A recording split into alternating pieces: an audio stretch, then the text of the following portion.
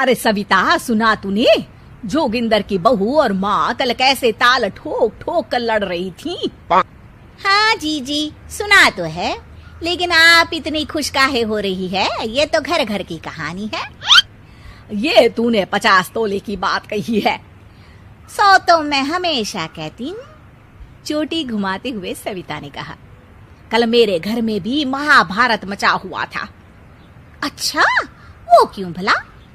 अब क्या बताऊं, बहू के जीजा ने उसकी बहन को रानी हार बनवा कर दिया है।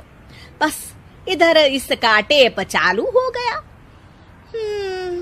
रानी हार ना सही, कुछ दे दिलाकर मना लो बहू को। हाँ, देखती हूँ। वैसे एक बात कहूँ सविता? अरे ये भी कोई पूछने वाली बात है? बिंदास कहो जी, जो भी कहना है। तू बोलने देगी तब तो कुछ बोलू ना, हर बात बीच में ही काट देती है। अब बोलो भी जीजी, क्या बोल रही थी?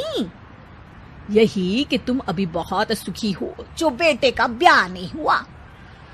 लेकिन यही चहल पहल तो घर की रौनक है। बहू गूंगी थोड़े ना होनी चाहिए।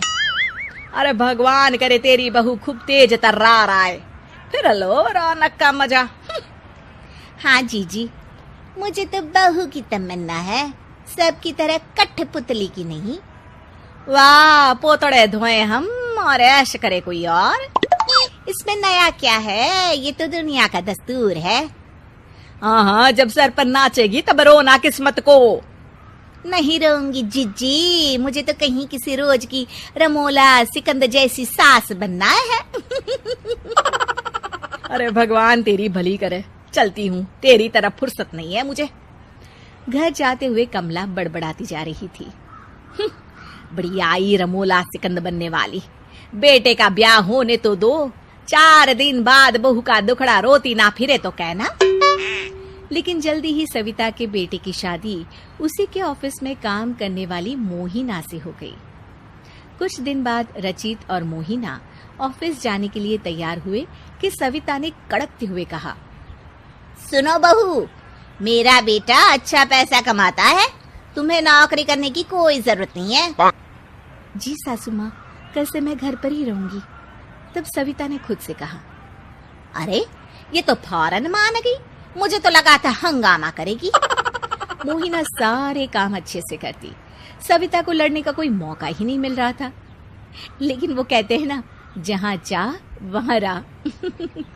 तो जैसे ही बहू ने खाना लगाया, सविता बोली, अब तू रोज ये मसालेदार खाना इसीलिए बनाती है ना कि जिसे खाकर मेरा वजन बढ़ जाए और मैं बीमार होकर जल्दी से मर जाऊं। अरे नाना सासू माँ, मैं ऐसा क्यों करूंगी?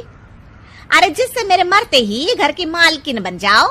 सब समझती हूँ मैं, ये बाल धूप में सफेद नहीं किए मैंने। हाँ अच्छा ठीक है सासू माँ, कल से मैं आपके लिए अलग से खाना बना दिया करूंगी। और अगले दिन से सविता के लिए अलग से सादा खाना बनने लगा। एक दिन मोहिना ने सोचा, क्यों ना आज मंदिर साफ करके सजा दूं, सासू माँ खुश हो जाएंगी। लेकिन जब सविता ने देखा तो बहुत गुस्सा हो गई। बहू! आवाज सुनकर दौड़ती हुई कमला आ गई। अब आएगा मजा इन सास बहू की लड़ाई में। अरे क्या हुआ सविता, गला फाड़ कर क्यों चिल्ला रही है? हे भगवान, क्या बताऊं जीजी, देखो तो ये क्या अनर्थ कर डाला इसने। पंचक में कौन मंदिर साफ करता है? तब तक मोहिना भी आ जाती है। जी सासू माँ। अरे सासू माँ की बच्ची, ये सब क्या है? वो मंदिर साफ किया है। तुम्हारी माँ ने तुम्हें सिखाया नहीं कि पंचक में मंदिर साफ नहीं करते? वो तो याद नहीं रहा। हाँ, उस मुझे मोबाइल से फुर्सत मिले तब ना कुछ याद रहेगा।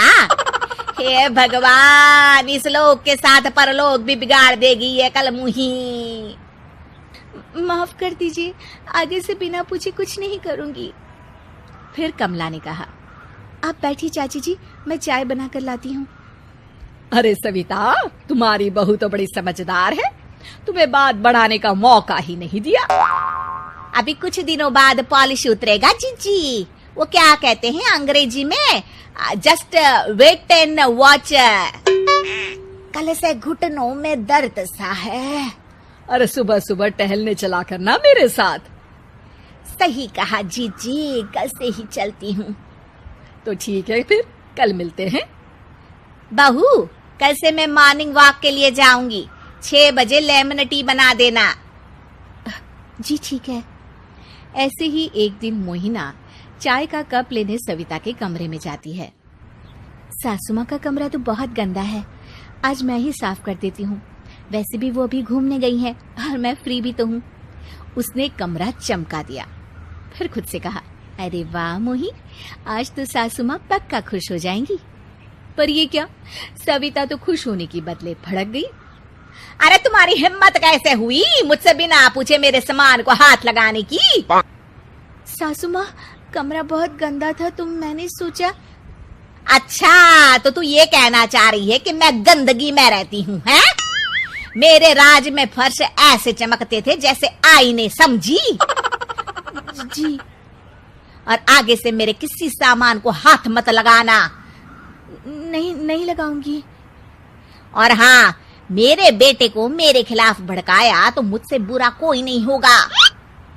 जी कुछ नहीं कहूंगी सासू माँ, आप नहा लीजिए, खाना बन गया है। हाँ हाँ, नहाती हूँ, अकल मत दे मुझे। शाम को सविता ने सोचा, चलो चलकर कमला जीजी के हाल चाल ले आती हूँ। अरे आओ सविता, आओ बैठो, कहो कैसे आना हुआ? बस जीजी, सोचा 2-3 दिनों से मिली नहीं तो मिल लूँ आपसे। अच्छा किया। और बता, क्या हाल चाल है मेरी रमोला? अरे काहे की रमोला जीजी, मेरी बहू को किसी बात पर गुस्सा ही नहीं आता, ना ही वो लड़ती है। लगता है मेरा ये अरमान कभी पूरा ही नहीं होगा। अरे होगा कैसे नहीं, अभी तुरुप का इक्का तो तुमने चला ही नहीं है और हार मान ली। मैं कुछ समझी नहीं जीजी। देखो, लड़कियों को ना अपना मायका बहुत प्यारा होता है, वो वहां के कुत्ते की भी बुराई बर्दाश्त नहीं कर सकती। मतलब उसके मायके वालों को बुलाकर जलील करूं? अरे ना ना, इतना करने की क्या जरूरत है, फालतू में चाय नाश्ता करवाना पड़ेगा। तू तो बस उसे उसके मायके के नाम से ताने मार।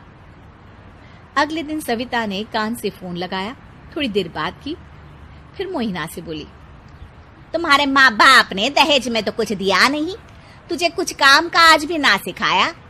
अरे मेरे भोले भाले बेटे को फंसाकर शादी कर दी, कहीं और होती तो 10 लाख कैश मिलते, कैश। मोहिना बिना कुछ बोले कमरे में चली गई। अरे वाह रे वाह, तेवर तो देखो महारानी के। मैं बात कर रही हूँ और इनके कान पर जूं भी नहीं रेंग रही। तमीज नाम की तो चीज ही नहीं है। तभी मोहिना आई और अपना एटीएम सविता को देते हुए कहा, मेरे मम्मी पापा के सारे पैसे हम भाई बहन की पढ़ाई पर खर्च हो गए, लेकिन सासू माँ आप इसे रख लीजिए, ये मेरा एटीएम है, इसमें पूरे 15 लाख रुपए हैं। और रही बात कामकाज की, तो आप सिखा दीजिएगा, आप भी तो मेरी माँ हैं। ये सुनकर सविता ने मोहिना को गले लगा लिया और बोली, तू दो नहाओ पूतो फलो, तुमने तो मेरा दिल ही जीत लिया बहू। शिक्षा, हम अपने अच्छे व्यवहार से किसी का भी दिल जीत सकते हैं।